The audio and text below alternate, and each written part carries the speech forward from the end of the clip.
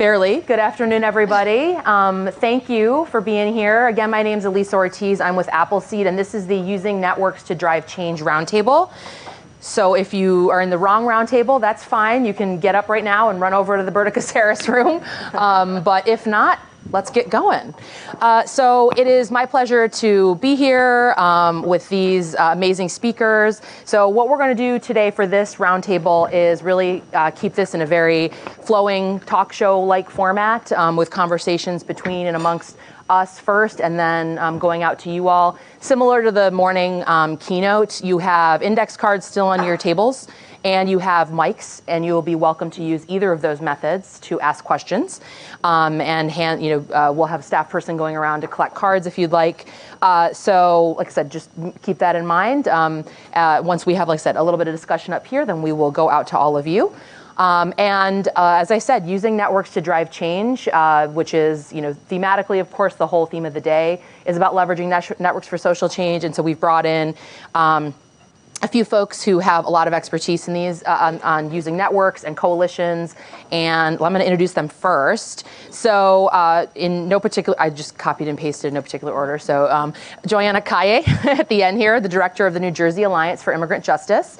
So the New Jersey Alliance for Immigrant Justice is a coalition of close to 40 organizations that work on advocacy campaigns, including expansion of access to driver's licenses and protecting families against deportation.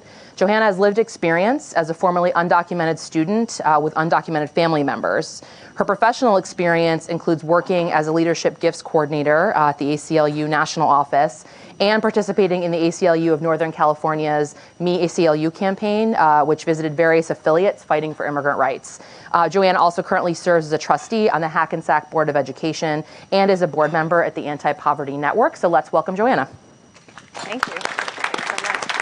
So I'll introduce you all first, and then we'll remark. So next, Sandra Cordero, the director of Families Belong Together. Sandra is a political communications and engagement strategist with an extensive background in constituency outreach and international development. Prior to joining Families Belong Together, Sandra worked with Planned Parenthood, Swing Left, and Access Democracy, among others, advising on fundraising and expansion strategies. During her service in the Obama administration, she served as a key advisor to the Office of the United States Executive Director at the Inter-American Development Bank, where she oversaw the creation of nearly $5 billion in public and private infrastructure investments in Central America. So let's welcome Sandra. And Elizabeth Lower-Basch, who directs the Income and Work Supports team at the Center for Law and Social Policy and is also one of the co-chairs of the Protecting Immigrant Families campaign, is joining us. Her expertise is in federal and state programs that help low-income people meet their basic needs, including cash assistance under TANF, SNAP, Medicaid, and refundable tax credits. Prior to coming to CLASP from 1996 to 2006, she worked for the Office of the Assistant Secretary for Planning and Evaluation at the U.S. Department of Health and Human Services. And let's welcome Elizabeth. So like I said, we're going to keep this conversational, so I'm going to ask you all in whatever order you choose to first, I think, start with one experience or anecdote you have about being part of a network or coalition structure that was specifically seeking to make change. It can be recent, it can be a long time ago, it can be a victory, it can be not a victory. So let's just share each one anecdote, and then we'll get into some Q&A. Who would like to start? Let's go on the line. Johanna? Sure. All right. So a coalition building and network building is actually what we do every day, so I have a million anecdotes. I always refer this back because it was part of how we came about. We've been around for 5 years, and one of the major sort of moment building for us, what the moment that we really were working on what to do next was really deciding whether we were going to fight for immigration in terms of driver's licenses in New Jersey. So many of you knew our former governor was Chris Christie, big fan. And he was very hell-bent on basically saying he would not support driver's licenses. And that really put our network in a tough position. because we understood there was no likelihood of this being really becoming law. The governor had already said he would personally veto it. But at the same time, we understood the grassroots community really needed this, and it was a priority for them. And so for us, it took a lot of time, a lot of one-on-ones, a lot of talking and having conversations and roundtables to really discuss what does it actually look like? What does a fight look like? How do you fight for something that you know you're going to have difficulty gaining while making sure that you don't depress the community in such a way because you're not gaining anything. And so to try and figure out how to build the small wins that get you there while also making sure that you're not ignoring the needs of the community. So it actually was probably one of the hardest moments in our coalition. It was very early on in the coalition. And I remember having to have a lot of one-on-ones with some of the union political folks, for instance, who were very much saying, don't touch this. It's not politically advantageous for us, while also making sure that our grassroots folks felt like they were being heard and that they had control over their coalition. Thankfully, we actually decided on a middle ground, which was working on municipal IDs while we fought for driver's licenses as a way to build a movement. And it worked out. We actually have now, New Jersey has the most municipal ID programs in the country in one state, which was great because it impacted communities, hands-on. It was something that they saw immediately. But at the same time, it built our network in such a way that when our governor switched, and we were able to get a governor that was more friendly to the issue, we'd already built our network in such a way that our base was ready to take that on. And that's where we are now. But it was a really interesting building process in terms of the coalition work. And I'm sure we'll come back to those things. Yes, absolutely. Sandra? So we are birthed out of a coalition, and we are the new kids on the immigration block, if you will. Families Belong Together was formed last summer. We are under the umbrella of the National Domestic Workers Alliance, and we were formed directly as a response to the zero tolerance policy and family separation going on at the border. So we came out of the manifestations and protests that occurred across all 50 states, and then I came on about a month later, and into a fully formed coalition that had come together for this moment of new family separation. And we've had a lot of interesting challenges and really great opportunities.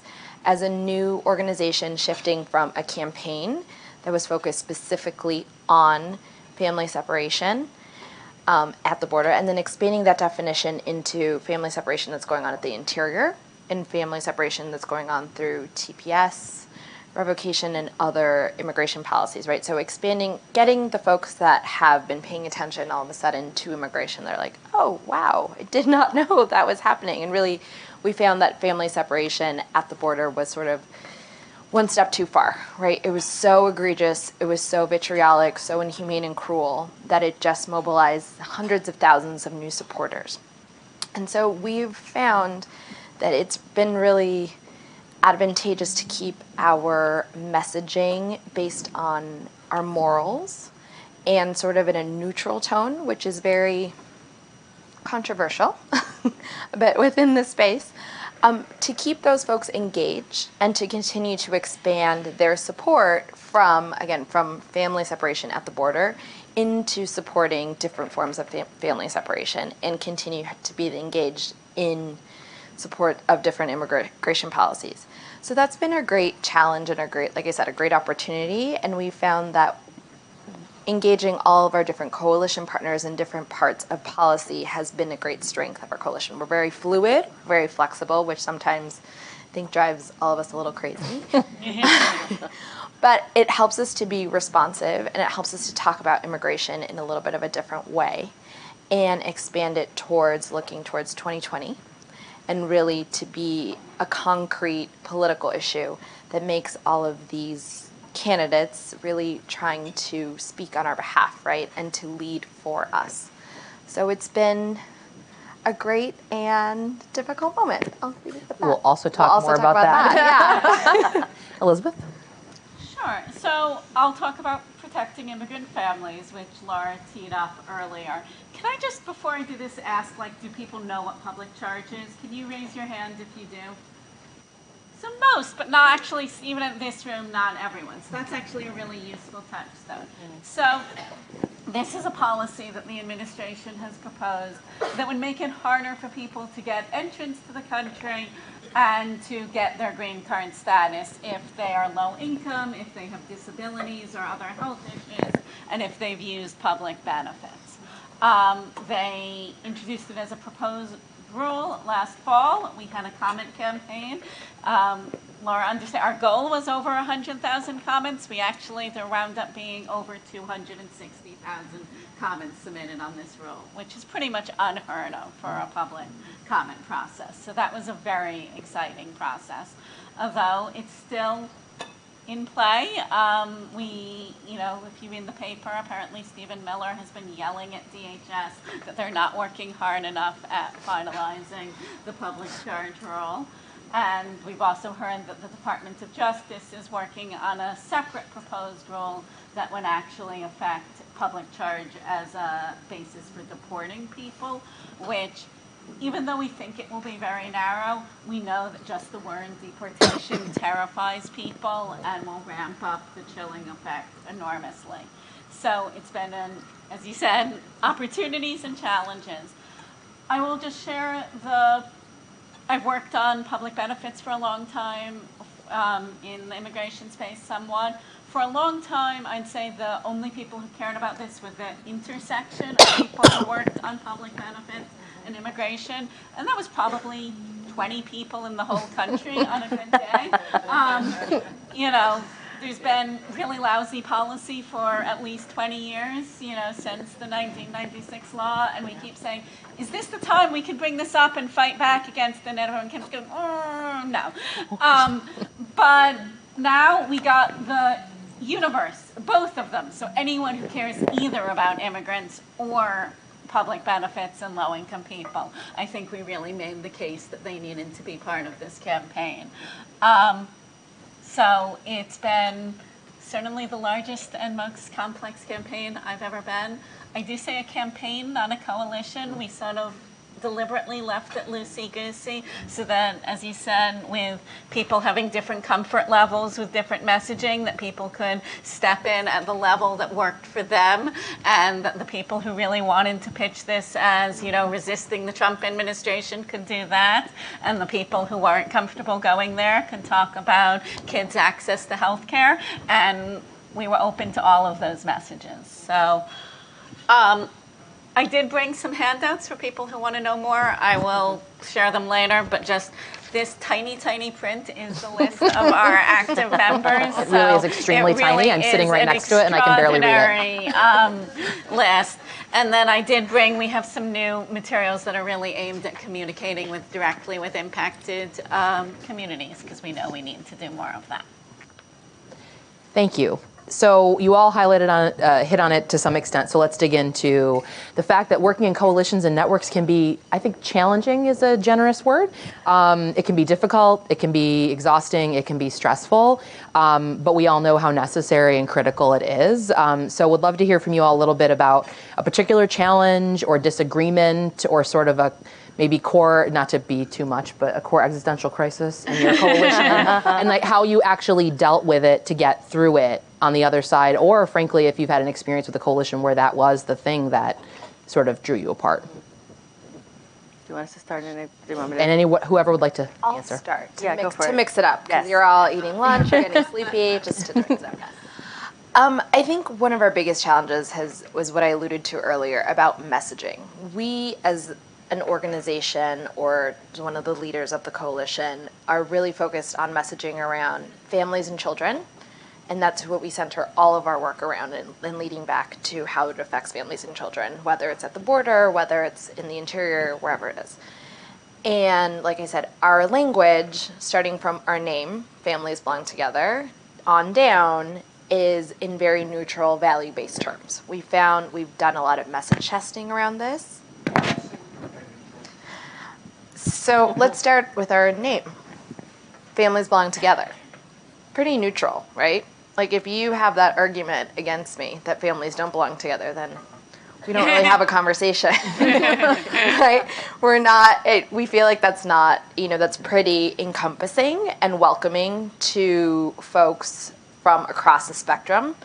and it's a little bit hard to argue around it. So starting with the name, and again, in our messaging, we talk a lot about, values and American ideals and sort of the grand positive scheme of immigration versus focusing as much on calling for an end to, certain officials within the administration or calling out the Trump administration over and over again, because we've found that so many of our supporters come across the spectrum. Then within our coalition, we have partners that are a lot more focused on their messaging. So one of our partners is United We Dream. We also have partners with Moms Rising. We also have partners that are part of the Defund Hate Coalition. So they're very focused on a specific message and about, different administration officials, different causes, and very much stronger, right? It's more defiant, I would say, and more based on the resistance.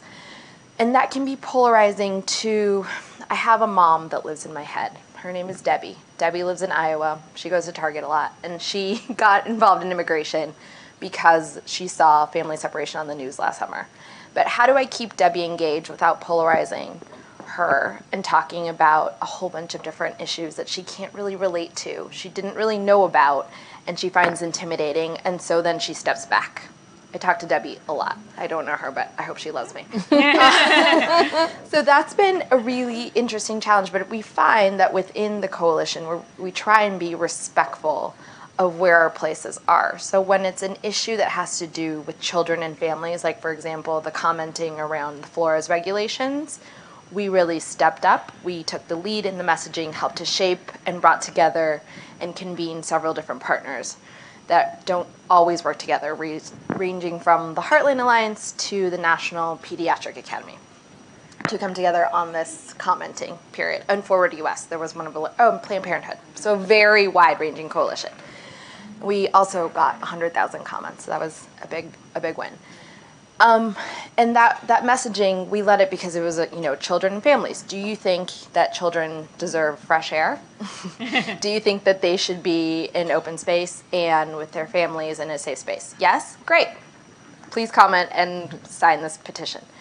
However, we find other moments, for example, for the TPS Alliance, we've helped them, but we've stepped back and we're helping them lift up stories of affected families. And we know that there's already a space in that coalition. So we kind of step forward, step back based on the needs of our partners, understanding that there has been much work that has been done, and we're just trying to shape it in a new way and shape that messaging in a different way. And a way to engage new folks because we know that we need them. Otherwise, we're not going to win. Johanna, did you want to? Sure. So I think the challenge has always been around choosing a position and choosing a direction. Those are really, I talked about driver's licenses. That was one of the big sort of rifts, if you will, where this was maybe a year into getting into the coalition. We've been around for 5. And at the time, I genuinely thought, this is it. We're so, this is trouble. Thankfully, we were able to figure something out there. But it still took a lot of movement building in terms of relationship building. That was really the key to it. It was really trying to make sure that everyone met each other where they were. As I mentioned, sort of alluded to, I actually had to have conversations with political folks and say, do not walk into a room with a grassroots group and say, that's not politically possible. You are completely wrong. You are not being realistic. That's pie in the sky. Don't say that, because the conversation is done with the moment you start off with that. I also had to go to grassroots groups and say, yeah, that's really great and all, but we have limited resources and limited capacity. So there's a difference. And I think the common theme that I find is that sometimes we get confused between values and goals and tactics. And folks immediately get upset because they think that we've confused our tactics with our goals or our values, right? So one issue we're having with right now, and I think a lot of our partners that we've been talking to on immigration have been dealing with, is the abolish ICE debate, right? And where does everyone land on the abolish ICE debate? Where do we land on shutdown campaigns and joining campaigns to end contracts and facilities across the country? And that has been one of those things where again, it's a tough conversation to have and to say, can we all agree that we all do not want immigration detention, that we do not want families separated, that we do not want people detained away from their families. Like, let's all sort of baseline on what our goal is, and then we can debate the tactics to get there. But if we don't at least agree to that, then it's going to be a lot harder for us to figure out exactly how to get there. So that has been actually the biggest challenge we're dealing with right now. Lots of conversations around it. And I also like to, the challenge also is to, as a staff member of a coalition, remind ourselves that I am not my members, right? I am sort of the mediator of the conversation. And I am not here to impose my personal opinion on the issue, but to really make sure that all of us somehow come together around a decision, because otherwise it gets really difficult. And it's hard because as a staff member, you have to know that I may think my members should be making this decision, but I have to get them there, right? I can't just impose it, which takes a lot of work. So on the we originally said, like, we're not touching the Abolish ICE issue. I mean, we're supportive of it, but we're not taking on any particular shutdown campaign in New Jersey. And then we had, well, how about this? How about we support the local folks at the local level as they're working on those campaigns, but we are not going to necessarily say, like, do this or not. And then now we're sort of having conversations around the fact that it all sounds great. Like, you want to be able to have it your way, which is like, let the local folks do it how they want, and the coalition will step back and support. And then we're finding that actually folks are also looking for guidance. Sometimes they look to the coalition to give them some sort of information. And so then it also sometimes means that even though when you want to step back, people don't want you to, and really trying to understand how do you step in, how do you support in a way that builds the movement forward. So it's hard because it means that sometimes it takes a lot longer than people want it to be. Sometimes it takes a lot more time to build it, to get to that answer. And sometimes as a staff member, you already knew what the answer was going to be at the end of the conversation. But it means that you have to kind of mediate through the whole thing before you finally get there. And so that's kind of where we are right now. I think I know where we're going to land. It's just giving everyone time to have that conversation. She won't say it out loud just in case anybody reports that. I mean, it's tough. It's a tough conversation, but I think ultimately values are the thing that sort of drive you back to what you do. Thank you. Yeah. Anything to add, Elizabeth? I'd say because we've been in such a defensive moment, there haven't actually been a whole lot of disagreements in the coalition because there are no compromises on public charge on the table. I will say, in the leaked version of the executive order, it included a huge range of programs, including things like WIC and Head Start, and really a bunch of things that were horrifying. And I think we were quite concerned that we would lose all the groups that worked specifically on those issues when the rule came out more narrow. And I was actually incredibly impressed at how few people dropped out of the campaign when their particular program was no longer immediately listed. I do think a lot is because the chilling effect affects programs even if they're not listed. We know people are dropping out of school lunches and WIC even though they're not affected. But still, that was an unknown question when we started with this, whether people would stick together when their programs weren't directly named. So. Yeah. Well, I think that kind of speaks to the work that you all did at the beginning to build the coalition sort of from scratch and to get people so that they understood whether or not they worked on this particular issue, that like our interests are all aligned, which kind of leads me to my next question, which is, and actually you all have great perspectives on this because your coalitions/organizations are fairly new, but sometimes you have this critical mass or there's like a, outside triggering effect, right? Sometimes you needed to develop it because of years of bad policy and the sort of the cumulative effect they've had. How did you, so from both those perspectives or any other perspective, how do you ramp them up, right? Like you're starting from maybe nothing or like very little, like a tiny seed, and you've got to get new organizations on board. You got to develop all your messaging and your tools. You got to figure out what the decision-making structure is. And then you all spoke this a little bit, so ramp up and then maybe get people sort of on board with one particular thing and then change tactics on the fly because something goes, completely awry. So would love to hear from any of you on sort of how you've managed that process in the beginning or even in the middle when sometimes you have to do a retrenchment phase, right, when people kind of drop off. So any thoughts on that? I'll say that, we probably had a different experience than some of you because we started not during the Trump era. So it just meant that we were not starting from a place of urgency per se. In fact, it was hard because we knew there was an urgency. Anyone who's working on immigrants' rights felt that urgency then, right? And many of us, I mean, I always talk about, I got to go to Arizona and I was like, the world's on fire. And everyone was like, oh, it's Arizona. And then all of a sudden now we're all dealing with like Arizona everywhere. So that was sort of, I think, the more difficult part was sort of explaining to everyone that this was something that we had to work on together. But at the same time, at least in New Jersey, there was a bit of a void. There were a lot of grassroots organizations, but no one was really coordinating everyone. There was no real coordination on policy. And so there was a need and an interest there to build that movement and work together somehow. So in some ways, we were lucky that we were able to go through what does the decision-making process look like? How democratic do we have to be? Who gets to make decisions and why and when and how, right? And so we spent a lot of time, I think by the time the Trump administration was elected, we probably had about 25, 30 organizations on board. So it gave us the ability to build that structure. I can't imagine, like for some of you who had to build it while you're, like, I mean, I used to always tell people, like, we're building it while we're flying it. Like, that's exactly Always right? every day. I'm like, Every day. that's the way to do it. Sandra likes the plane metaphor. All the time. But that's exactly what, but in some ways, we also had a little bit of lead time, at least in New Jersey, which was great. But it also means that you have to kind of learn to modify as you go as well. So what we tried when we started may not work now. And we've had to adjust in many ways. Thankfully, we have, for instance, an annual retreat with my board. We have an annual meeting with our board, with our membership. We've added like meetings and calls with our membership. We've added committees. We've added all these other structures so that there's buy-in, and also so that we have to check ourselves from becoming very top-down. And that's been a big thing of trying to make sure that grassroots organizations are at every level of the organization, so that we make sure that decisions we're making are actually coming from the community, that we have a feedback loop with immigrant communities. Because sometimes you're at a coalition level, sometimes you're almost too high up, and then you're disconnected from what people are dealing with. So, for instance, on driver's licenses,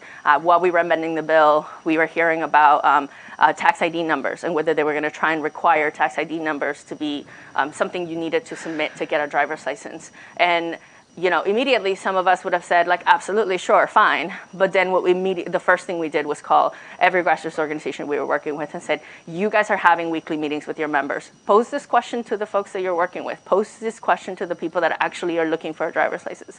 Ask them what they think. Come back and tell us what you think. And then based on that decision, folks were saying, absolutely not. We will not support it. And we were able to go back to the governor's office and say, actually, no, that's a no. And we'll veto that. Not because we thought it was the right thing to do, but because the community did. So processes are a big part of that too. Yeah. Thanks. Anyone else? Yeah, I think we have a very interesting challenge. That's my word today. But we have an interesting challenge where we're trying to be dexterous while being focused. So focused on the fact that family separation is still going on. These families still have not been reunited, and they're finding new and more devious and more cruel ways to separate more families. And like I said earlier, we know that there are more and more families coming to the border. So we found that we have to respond to the situation there. I myself have spent a lot of time, probably about 5 straight months from November till April. I was in Mexico for most of the time. Really trying to understand what was going on at the border, how we could help. And then at the same time, we were presenting families for asylum, doing actual turn-ins with partners from like El Otro Lado and the ACLU. And some of those families that we presented were some of the most difficult cases that had been separated. So parents had been deported back to their home countries in really remote regions. They spoke Spanish as a 3rd or 4th language. They had no means of communication. And so we helped on the advocacy side and really present those cases. And how do we continue to lift up those families, remind everyone that this is still happening and that it's not resolved by any means, expand the definition of what families were separated, and expand, work with our partners to advocate for that. Like, we're partners at the ACLU, Texas Civil Rights Project. We know that there continue to be cases. And then be dexterous and work with coalition partners on bringing on other immigration issues that, again, focus on families or that target families, like TPS. Because we are housed at the National Domestic Workers Alliance, this affects a lot of our members and our affiliates. So we know that we had to step up and we had to speak out, but again, how do we do both? So that's been, I think, our biggest challenge. And I think we're doing well. But it's just doing that. It's being dexterous and being focused at the same time and growing rapidly while being focused towards the future, which is just, so you can imagine, very easy every day. Sure, you have nothing else to do. Nothing else to do. And we were actually talking about this in the hallway. It's been difficult to have like a 2-year plan, right? Because every day there's a new, I'm sure many of you in this room, from the nods, idea what you're talking from the nods, I see that everyone feels this challenge, right? So how do we continue to be strategic? And I think we found that our strategy is really focused towards 2020, towards the elections, and towards getting the candidates clearly on our side and not waffling, right? And having connections to them and having them not vacillate, and also continue to highlight the fact that this has been the most high-profile failure of this administration, hands down. That's one thing that I think we are all very proud of in this coalition. But then how do we transfer that into maybe the lower profile immigration issues? So that's where we find ourselves. I don't have an answer. I would love to get your feedback and hear how you're all doing this, because I hear this often of how do we continue to be rapid response while also being strategic. So I don't know if that answered your question. Yeah, I mean, we also talk a lot about building the plane and flying it, and also probably building the runway underneath us as we're trying to take off. I really do want to thank Laura, and actually both Casey and Foreign Foundations gave us some seed money that really made it possible to get started, but we were certainly putting more staff time and more resources into it than we had fundraised for quite a while, but we knew it was important, and we were confident, at least in the short run, that the money would in fact come in order to make it possible. So, appreciate our leadership letting us be a little bit risky in that way, because it was so important and so urgent.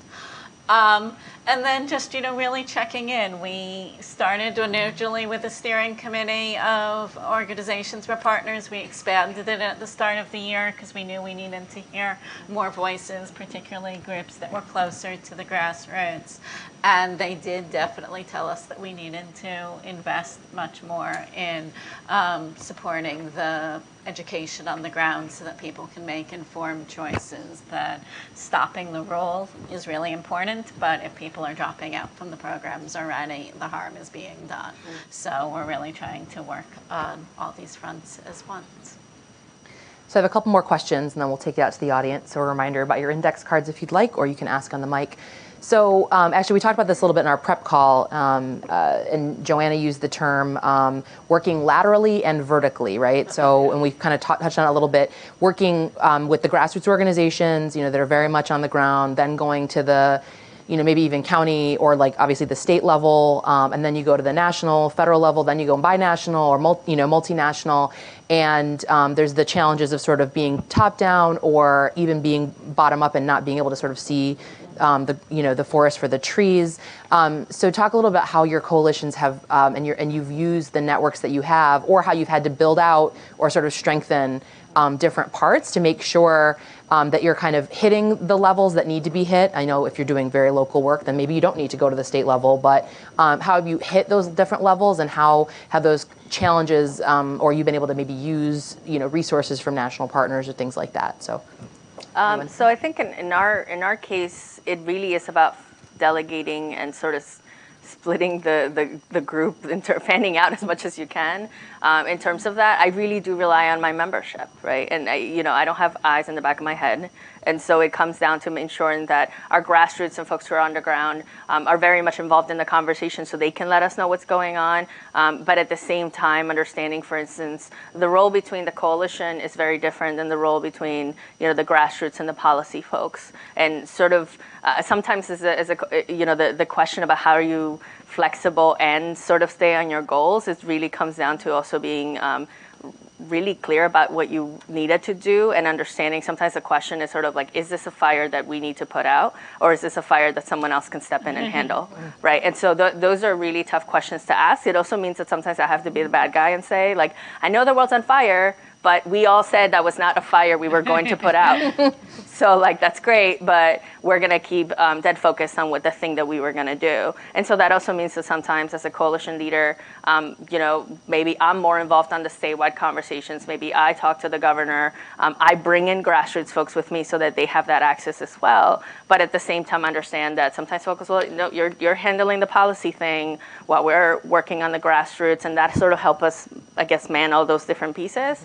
And at the same time, our partners do not have, some of the grassroots folks do not have the capacity to be hands-on with national partners. That's where we step in. So understanding our role is key in that. We, for instance, we hired an outreach coordinator at the beginning, I think maybe 3 years ago. We were very clear we were not doing organizing. Like, that was a very clear decision from the beginning. We were leaving grassroots organizing to grassroots organizations. And so that, it's just, I guess, setting boundaries and roles so that we understand where everyone is, which can be tough sometimes, because in immigration, you kind of want to run toward everything that's going on. And it also means sometimes I have to tell my partners no, and say, like, that's not what we do. Someone else will handle it, which is tough. But that's sort of how we make sure that we cover all of our bases. Thank you. Anyone else? Yeah, I'd second that. I mean, I think a lot of it is, so what is our lane? Where are we in a supporting role? So we might, we blasted out links to the Flores comments in our, we've got 4,000 or so people on our email list. So we sent people to their site, but we weren't going to be writing our, campaign comments. Thank you. On that. And then we have working groups, and we really do rely on them, and that's not all NILC and CLASP staff. What's kind of cool is like our federal policy or our federal advocacy working group has lots of state people, which is great because people from state-based organizations. And so they both have opinions on what the policy should be, but also they're actually much more, in many cases, suited to get congressmen or congresswomen to sign on to a letter because they can reach the people in their states. So doing that. And again, using people, so we had, we prepared materials, and then we actually contracted with a number of grassroots groups to look at them and be like, does this work? Are people actually going to understand what this says? Because putting out materials that don't work in reality isn't helpful. Thank you. So we've defined our role to some extent as both a convener and a diverter. So, Say more, please. yeah, no, I was just going to leave it at that.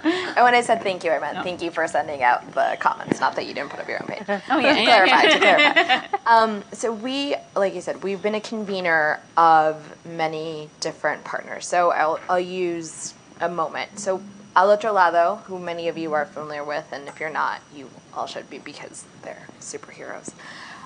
They called me when I was in Tijuana, and they said, hey, we have these 29 cases of the most vulnerable asylees, and many of them are unaccompanied minors.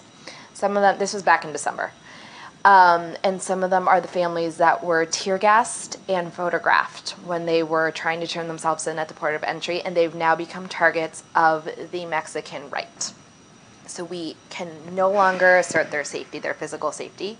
We need to present them at the port of entry, but we know that if we do, we're going to get turned around because we've been trying this for several weeks, and we've been turned around by the Mexican authorities and the U.S. authorities. So we were a convener. We reached out to our friends in Congress, Jimmy Gomez and Annette Barragan, and we said, hey, can you guys come down because it's the only way they're allowing us to turn people in. We thought it was going to be a very simple turn-in, and turned into an 18-hour ordeal where at one point they built a cage, a literal cage around us. It was a 20 by 20 foot pen. And we diverted resources to El Otro Lado and to our partners on the ground. So how did we get like sleeping bags, food, water, all the supplies, buckets, because they didn't allow the children and families to leave the area to go use the restroom. So everything, all of the resources, so that they didn't have to expend any resources or time to do that at the turn-in. And then also convened, these Congress people, other partners, and then helped connect everyone to national media, to a lot of our celebrity and influencer supporters, so that everyone was tweeting about this around 6 o'clock in the morning the next day. And we really believe that that helped to allow these families to be turned in and these unaccompanied minors. And then we, again, convened our partners in Congress so that they would raise this particular incident as emblematic of what's going on at the border in different hearings. So Nanette Barragan has become a very, very strong champion, as many of you know, and she mentioned it at a hearing, asking Secretary Nielsen, did you know that you put me in a cage for 20 hours? She, of course, said no, and she didn't have any idea. But we had the photos, we had the national coverage, and we continue to bring it up. We continue to ask for oversight hearings. We continue based on this one incident. So we convened folks that may have not been there, may not have been aware, and then we diverted the resources to the folks on the ground. So that's sort of the role that we've been balancing, and we continue to ask our local partners, like for example, right now the crisis in New Mexico. We've just asked them, what can we do, what do you need? That's it. Very simple question. We're not going to tell you, you tell us. Okay, so I just connected them to World Central Kitchen. Hopefully now they'll go down and they'll help to feed and implement programs within the different shelters. And that's it. We're just diverting resources and convening folks together. So that's been a lot of our coalition building in the past year. Thank you. One more question for me and then to the audience. So you all hinted on some things that have happened in your coalitions, and not to imply that everything is the worst, but maybe let's talk about victories and how you acknowledge victories. And I know how hard it is in the scheme of coalition building when you're working on issues, particularly like immigration, which just seems like, I mean, as somebody said earlier, the hamster wheel of just continual, like as soon as we fix one, stick a finger in one part of the dam, the next part explodes. But there are victories that all of your coalitions, significant ones that you've accomplished. How do you acknowledge them? What do you, even as simple as like buying a pizza for the staff, like how do you both sort of that actual physical or tangible stuff, but then also how do you work that into your future work as you're heading on the next 10 or 15 challenges and keeping in mind that you actually did win something. It might have been a tiny thing, it might not seem like that much to anyone else, but how do you acknowledge that? Who wants to go? Anyone? I'll take this. It's interesting, right? So we feel like our biggest, I say this is like the best worst job ever because I feel like I wish nobody had it. I wish obviously no families were separated, but I'm very honored and very proud to have this position. So I think that's sort of our coalition theme. It's the best worst coalition ever. But I think our biggest victory is that we've kept this issue in the national dialogue. And again, have made it very clearly the unquestionable loss of the Trump administration, right? So it's been a giant failure, and no candidate, no viable candidate, at least on the Democratic side, can say, oh, I'm not really sure about family separation, right? So that's been our biggest victory, and we continue to remind our coalition members because it's a very diverse and dispersed coalition. Sorry, sometimes I think in Spanish and I pronounce it. And so that's been how we celebrate. We had a convening a couple months ago, and we did a really small video of these are all the things that we've accomplished. And everyone sat in the room and they're like, whoa, we've done a lot. And just taking that moment and celebrating, and then knowing that the next day we have to step back in, or the next hour we have to step back in. But just taking those moments to celebrate and then continue to strategize around those victories and build upon them is where we try to do that. So our biggest win, it's hard because I feel like you almost have to put things into perspective sometimes. We have been fighting for driver's licenses for 5 years. So when you don't win driver's licenses, you feel like you didn't win anything. And yet we were able to get our Attorney General to change the policies in New Jersey where every local law enforcement cannot work with ICE at every local state or every law enforcement level in the state, which is a huge win. Yeah.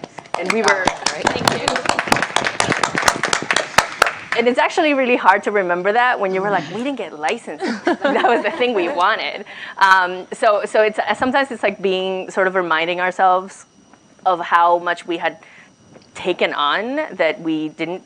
I mean, it does not make sense. We're a staff of 3, so like we're a staff of 3 with 50 or with 40 organizations trying to keep up with 2 major campaigns, and we're able to win this huge thing. So that's one. The other is to make sure that you acknowledge the partners that are working with you on this. Not all 40 groups were involved in that particular campaign, and so it's really making sure that those folks felt acknowledged, because they were the ones at every meeting with the Attorney General, at every proposal, at every, so that they also understand. And at the same time, I think contextualizing the win for everyone to make sure that everyone on the community level understands like how big of a deal this is, and how much the impact truly gets at communities' day-to-day lives. Because I think sometimes in the work we do, we're so worried about family separation and we're so worried about what's going on that to feel like, oh, good, someone can actually interact with an officer and not be afraid that one interaction could get them into a deportation. Like to sort of put that into context also is really helpful, because even those who are not at the table and even those who are not necessarily part of the coalition can feel like, oh, we're winning in this world where we feel like we're not winning. So I felt like that was a big piece of what we did. But it's also hard, as you're saying, like living in the constant fire, to have enough time to acknowledge those wins, to then get back on the fight and continue the fight. But I think that's one thing that we really try to do, especially with that particular fight. And then also make sure that we leverage, because you're almost like you win and therefore now you have juice. Right. And so it's one of those things where it's hard to say like we won, take your time. It's more like we've won and now like we propped the door open, let's run. And so that's been the other thing about it, is to kind of give us enough, take a breath and just go, because now we have enough momentum that we can kind of keep pushing for something else, which is important. Any thoughts, Elizabeth? I mean, I think the comment campaign was the big focus for us last year, and we thought we were being ridiculous when we set 100,000 comments as our goal, and we just blew away that goal. So that was really exciting and wonderful. At the same time, it's just the number of comments. It doesn't change the policy yet. So sort of balancing that. And, because of the timing, it wrapped up in December. I think everyone just sort of collapsed and went home for the holidays, and then sort of picked up again in January. But really, we realized we needed to communicate better to our partners about where it was in the process, and that the campaign wasn't over with the end of the comment period, because some people clearly didn't think it was just done and ready to move on to, a different campaign. So we needed to do lots of educating on what the next steps were. I will say at an organization I used to work at, it's cheesy, but we would just literally print on a piece of paper, we got, whatever, we got XYZ program fully funded, and everybody would print them out and like stick them on the wall near their desk, so that you come in, you sit down, you remember that you actually won something once. Yeah. And I mean, when you're running the same campaign for 3 or 4 years and it just feels like you're never gonna win, even something that cheesy, or like you'd stick a Post-it note on someone's, screen that was like, we would do silly things like, you made my day yesterday.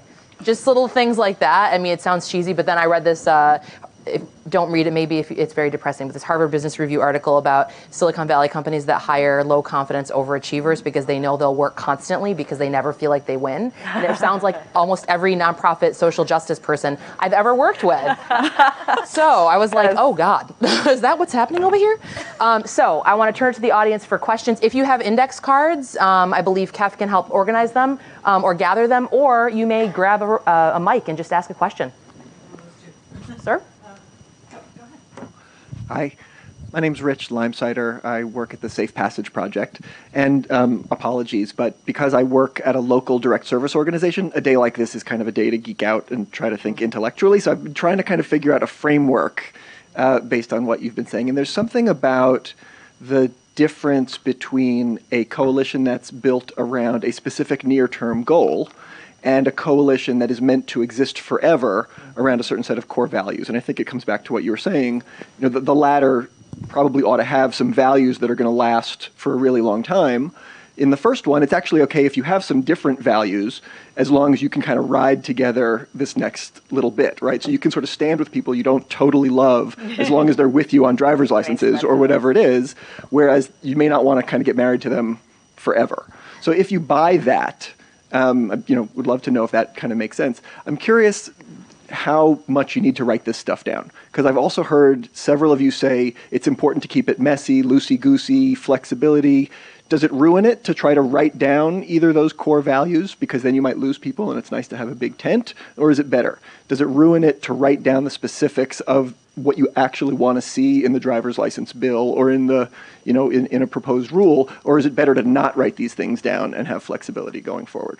So two-part, if you think the framework makes sense, you can skip it. And then, how much do you write stuff down? So, it's interesting because we actually had to kind of pivot on driver's licenses, where it was a campaign under the coalition, and we had a coalition partners, and we still do. We have a driver's licenses committee where folks are partnering with that. Those are the folks that are making most of the decisions on resources, campaign strategy. But then we also have a Let's Drive campaign that anyone can join. They don't have to be members of the coalition to be a part of that campaign. We have had, for instance, like these are the policy.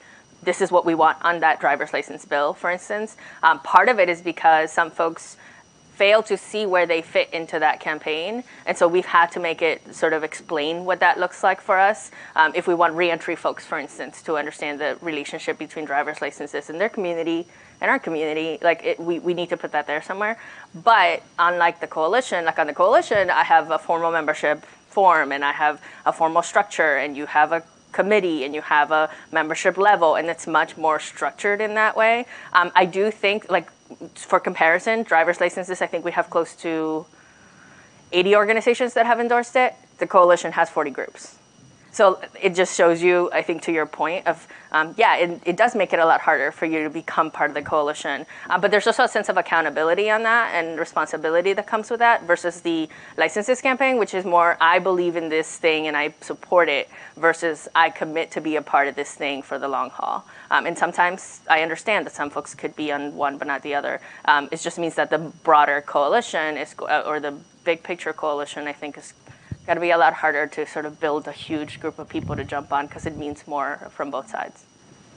I was just going to say quickly, we always used to talk about values coalitions and issue coalitions, which is basically the framework you're saying. The long-term values-based coalitions, we agree on, no, you definitely did not make that up. We agree on these core values. And then the issue coalitions, we're going to pick this one thing that we're going to work on together. Did anyone else have thoughts on that? Yeah, I was just going to say, for the PIF campaign, we do have one sentence on a vision and a purpose. But actually, we have a set of working agreements, and that's actually the bigger piece that we ask. We need people to disagree on policy, but on how we would interact with each other. And in particularly, just being clear, in the history of immigration and benefits, there's some really ugly history, and people are still angry over how the ACA played out in some cases and things like that. So it was really commitments about being transparent about what your positions were, and not saying one thing in a meeting and then talking to a member of Congress and saying something different. And if you're not going to use the messaging, be clear about why. And so it was a set of working agreements, not a set of policy agreements. Are there index cards or questions? Was the Shiring retiring group? Come on now. I know folks have questions. I mean, I have way more, so we can always do that. But Hey, I'm Lee from the Brooklyn Community Bail Fund. And I guess, some of you touched on this, but there's obviously a lot of amazing energy post-Trump, and I think a lot of energy that came, that kind of grew out of the crisis at the border last summer. But, I think it's also, there's a tension for folks who've been in the immigrants' rights movement for a while, and kind of figuring out how do you harness that energy without kind of compromising your underlying values, right? Because I think people do, to your point earlier about the lady from Iowa, which is, it's amazing, right, that you're focused on growing the coalition of people who are interested in this. But I don't know, how do you engage someone who is so new to the space on issues that are, quite frankly, I think, harder right? Like, what do you say about the father who's been separated from his family, who's facing deportation because of an underlying felony conviction? Like, how do you engage that conversation? And I think it's, there's a tendency within our advocacy circles to sort of shoot ourselves in the foot a little bit because we can go in circles around and around and around about ideology and kind of how, play the game of who's more progressive. But it's important, and there is a lot of power to be built. I will take that question because I think it was legitimate. So I think we are engaging a lot of new folks, but we always want to center it on the experiences, on the needs of folks on the ground and affected communities, and have them lead. So a lot of our actions are led by affected communities up on the Hill and in different places. So that's one way that we try to balance it out. Another way, we think of it as more of like a matrix of engagement rather than a ladder. So we know that there are going to be, there's a grassroots group that just formed last summer called Immigrant Families Together. And it was moms in New York that were so outraged. And then they have formed chapters all across the country. I work particularly with the one in Los Angeles because that's where I'm based. And they have stepped up and created a bond fund, a rotating bond fund for family separation cases, and now have expanded it to other immigration cases. They drive people to their ICE check-ins. They donate clothing. They do meal trains for families that are sponsors or churches or organizations. So I think, and within that large organization, they have about 100 like hardcore volunteers that they call, right? That they can call for at any time that will step up. So I think it's giving folks tangible things to do that they didn't even know existed, right? They're like, how can I help these refugees? And it's very easy. You drive them to their ICE check-ins and you give them food. That's a very concrete thing that anyone can do in theory, right? So engaging them on those like low bar engagement methods and organization methods, and then once they are in, quote unquote, then raising other issues and other more high level ways to engage and not alienating them. We found that this was really effective in these past elections. And I'm sorry, I know I keep going back to politics because that's my background. But we did a study where we found that this was the number 2 issue behind healthcare that was driving folks to vote. And that's a huge victory, I think, for all of us in this room. And not trying to diminish anyone's work for years and years, but using that platform to continue to engage those voters and those people that named it as their motivating issue into these next elections and beyond, right? So again, concrete thing, you can vote, and then how does that turn into ways to volunteer, ways you can advocate, ways you can talk to your children, ways you can talk to your community, et cetera, and going out versus there's only one passage into becoming a volunteer or an advocate. Can I just add, I think the thing with that too, one struggle we've been dealing with, especially on the detention contracts, for instance, right? We're seeing a lot of new energy around like shutdown campaigns coming from newer folks. And then it comes down to like, oh, it sucks to be in this role, but it's almost being like, wait, who are we doing this for again? Like bring it back to the people and the people that are impacted. And then doing a lot of education. Sometimes it's having tough conversations with people about, for instance, like there is no good immigrant, bad immigrant. Do not throw folks with criminal convictions under the bus. It sounds really easy to be like, they came to no fault of their own and they have no criminal convictions, just set them free. And it's like, yeah, but there are people there who have, ICE uses, the term criminal keeps getting switched up on us. We know that. So sometimes it is about having tough conversations, knowing that if you are really in this for the long haul and you really want to fight this, then it means that taking the lead from the folks who are on the ground, taking the lead from the folks that have been working on it for a long time, understanding that there's got to be some set of respect, that you are new to the movement, therefore, like, we're happy you're here, but that doesn't mean that you're going to lead ahead of people who are genuinely impacted by these policies. It's the like pull back, step back type thing, which is they're diplomatic ways of having those conversations, but they're really tough conversations that need to be had. Thank you. And then after Kath over here. Hi, I'm Miriam from Catholic Charities. I loved your comment, Sandra, about ladder versus matrix. And I wasn't going to ask this question, but I figured this is the Bold Ideas Symposium, so why not? One of the things that I constantly think about when we talk about building networks and we talk about coalition building, and especially using that neutral language in terms of families together, is most of my work, at least prefacing my question, is that I've worked in immigrant advocacy for 8 out of the 10 years that I've been working, and 2 to 3 has been in criminal justice. And when I walk into the immigrant advocacy spaces, I see all the same faces, and I walk into the criminal justice spaces, I see very different faces. For example, today, the only face that I know from my criminal justice world was a funder. So how can we connect this family separation issue into families being separated for other issues, bailing out moms this past weekend, huge effort? Question mark, thank you.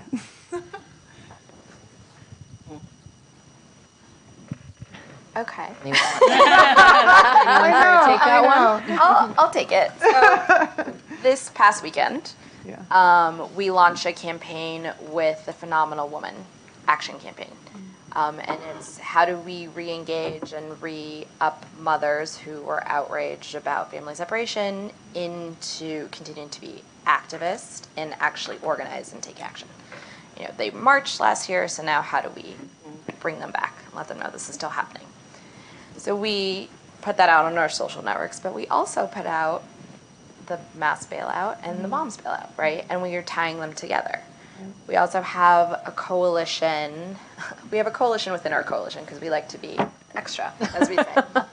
And this is a little bit to your point, that have had big, high-profile wins on the corporate accountability. And that in our coalition space has been led by Moms Rising, which is completely new to the space, but really being led by Make the Road New York. And a lot of folks have been doing this work for 15, 20, forever. So making sure that we tie it together and like, hey, Geo Group, they have these detention facilities that are detaining and separating families, and they're also detaining and separating families in another context, right? So trying to tie those two within our messaging and simple things like the action I just talked about on social media and uplifting different folks. And then also, like I alluded to, and we're in the midst of this, of expanding the definition of family separation, because I know that it has felt very insulting and very hurtful to folks that have been working in the space for many decades, that all of a sudden this like very visible, right, quote unquote, very visible family separation may be taking away space or air in the national immigration dialogue. And again, I don't think that that's an issue within our work, but it's an issue with resources and attention. So trying to be really respectful of, as you said, we're the new kids, and knowing that, and then expanding that definition. So our first foray into the definition of family separation is TPS and DED because of our affiliates and our members, and then continuing to build those partnerships. And I'll say on that, specifically on the enforcement piece, for instance. So in New Jersey, we have a really interesting issue. We got bail reform passed, which is awesome. And I know that a lot of states are looking to pass the same stuff. But we have found that local law enforcement are using bail reform as an excuse for adding detention beds instead. So like we got all these beds emptied because of bail reform. Now we have all the space. ICE, come and take them all. That's something that's happening in New Jersey. And so one thing that I have been advocating our partners to be very clear on in terms of talking points is do not walk into a meeting with law enforcement. They bring up bail reform and you go, oh, bail reform. Like, no, you got to say, yeah, you know what? We stand by bail reform. We support bail reform. Don't use bail reform. And don't use Black communities or the incarceration community as a way to sort of pin us against each other. Like, we're not going to allow that. The other is, for instance, we've had a lot of advocates who've been laser focused on immigration detention and have said, like, let's get rid of the immigration detention issue. And in New Jersey, we happen to have county contracts, which means that half the building is for incarceration, half the building is for immigration detention, not all immigration detention. So folks have been saying, well, let's focus on getting rid of the immigration contract. Let's not focus on conditions. And one thing we'll say is, well, no, because the fact is the same crappy food and the same medical care is being used on both sides. I am not going to throw our criminal justice, social justice partners under the bus by going in there and demanding better conditions for our detainees and not for everyone, right? And so it's really building those relationships and talking to folks about that. On licenses, we actually fought for folks on the reentry front to also be added to the bill because we understood that folks were having a difficulty getting licenses. And that came from talking to criminal justice advocates who were basically saying, well, how can you be fighting for licenses for immigrants when there are a bunch of our communities that can't get a driver's license because of fees or because of whatever? So those are things that it takes some building locally, but it also takes checking yourself every time, because sometimes your instinct is to focus on your community, but at the same time reminding ourselves, like, what I'm gonna say, I hope does not hurt our other partners, right? We went to the AG's office and asked for them to change how law enforcement worked, ensuring that our partners understood. Like, we actually had a meeting with criminal justice folks and said, like, okay, we can go with an omnibus policy that includes all community policing. Like, we're throwing everything together and go to the AG. And they actually said, no, if focus on immigration, we want to focus on something else. But that was something that when they saw it come out, they weren't like, wait, what did you go ahead of us? Right. This gentleman back here, and then question up here. I'll try to be brief. So we're very fragmented by geography and by sub-issues, and there's a lot of urgent fires that we're all putting out. And I feel like networks also are in crisis mode, but have like a unique opportunity to do the collective action failures that a lot of individual organizations and individual people can't do.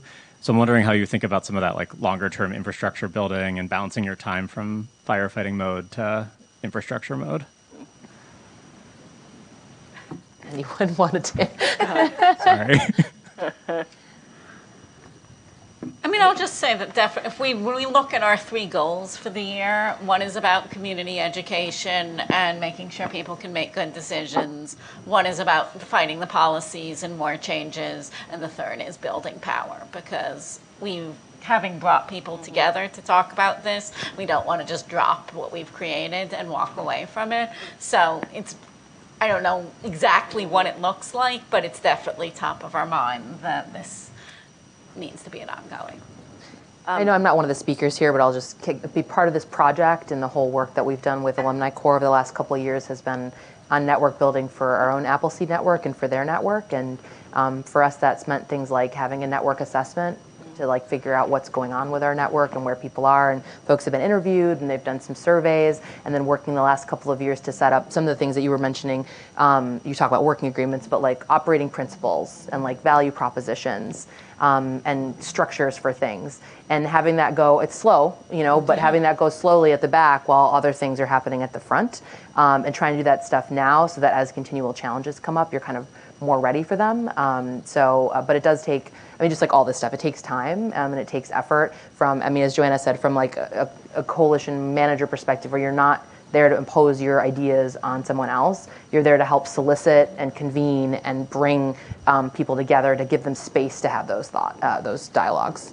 Did you want to chime in? Yeah, one thing I was going to say is also sometimes it's hard because we are in the movement, and so it's hard to tell our partners, like, I know that thing is really interesting, but can you give me 2 hours to talk about like agreements and contracts? Like, it sounds like such a not fun thing to do. The operational piece of the work can be it always falls to the bottom of the pile, but it's often the thing that saves us when we're in the middle of a crisis and we need to make a decision. And now you have this founding document, it's like your guiding focus to be able to say, like, no, this is how we are going to function in the middle of a crisis. So sometimes as the person that's sort of heading the coalition is being the person that kind of brings everyone back to the really boring operational stuff that we know we're going to need later. It's just necessary. We have one last question. Ms. Maru? Thank you. Hi, I'm Maru Cortazar from Mexico Appleseed. And even though that Sandra and Johanna has already talked a little bit about it, I would like to ask you something. In Mexico, we are facing a new emergency right now because of the caravanas, as you can imagine. So I'm not a leading of a coalition, but I am a member. And we have been having this conflict of the emergency and how we can deal with that. And But my question will be around if you have a process when a member of the coalition is disrupting the group.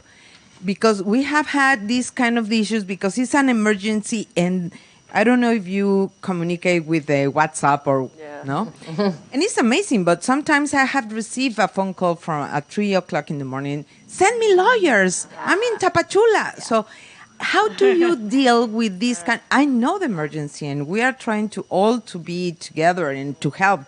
But do you have a process? Do you sign something with the membership in your coalition, or how we can help? Because sometimes some part of the coalition, now that we are, because in Mexico we have been creating a lot of coalitions.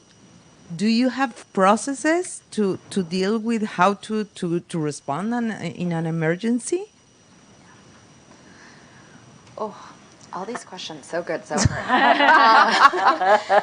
So in our particular case in Mexico, we have been responding and helping partners implement systemic and emblematic solutions. So if it's we were supporting the 29 families that were separated, and how do we help them with their lodging and their travel, and and then we had to say no to folks that are quote unquote part of our regular migratory wave, because we know that then the requests will never end, right?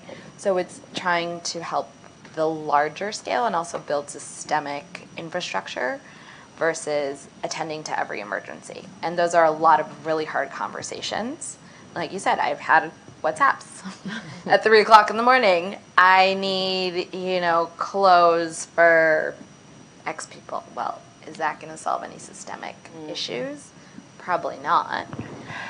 But can we be a convener for the different legal service providers? That's going to be a systemic solution, because we know that this is going to continue to happen.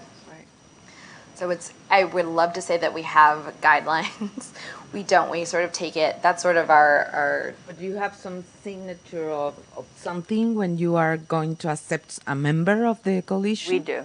You do. We do. We have a membership form with roles and responsibilities that are laid out. Part of it is, for instance, like if we all agree we're going to work on a campaign together, you cannot go out and make comments on the campaign without checking in with the campaign. Right? Like those are agreements that are allowed, because I need something to hold our members accountable to. Because we have had members that have gone, before we had this agreement, who would go to a legislator, for instance, and give them a different position on a policy that we had not agreed to. And what happens is then that creates a huge rift in the coalition, because members are like, well, why did they get to do that?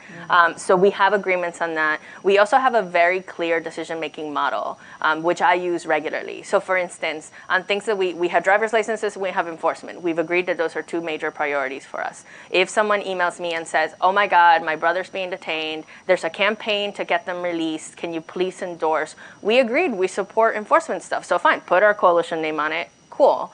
That doesn't mean I'm going to move our resources there, because that's not part of the coalition. We've had partners that say hey, do you want to get involved on this other campaign? It has nothing to do with these two. Well, the decision-making model says that I have to go to my board first. So and everyone's clear on those decisions, so that then I could say to people, sorry, I have to go through my process first before I make anything. And the last question. Very quick, very quick. Have you had the case when you have to dismiss a member of your Not coalition? yet. But we are highly thinking of it. Yeah, It's hard. as you said, because Yes. and Stephen Yes. was saying, some member can use the coalition on Yes. their own behalf. That's right. So sometimes At the next symposium, we'll have a conversation with Johanna about what happened. What we did. Yeah, I mean, don't the you two connect afterwards? The accountability is there, though. Yeah. It has to be there. It comes down to also capacity, right? And this goes back to the question that we had about the operations.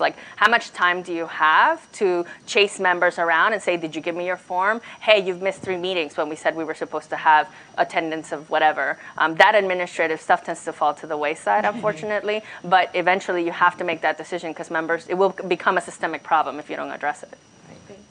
So everyone, one more hand for our presenters. They've been fabulous. Thank you so much. So we have a 15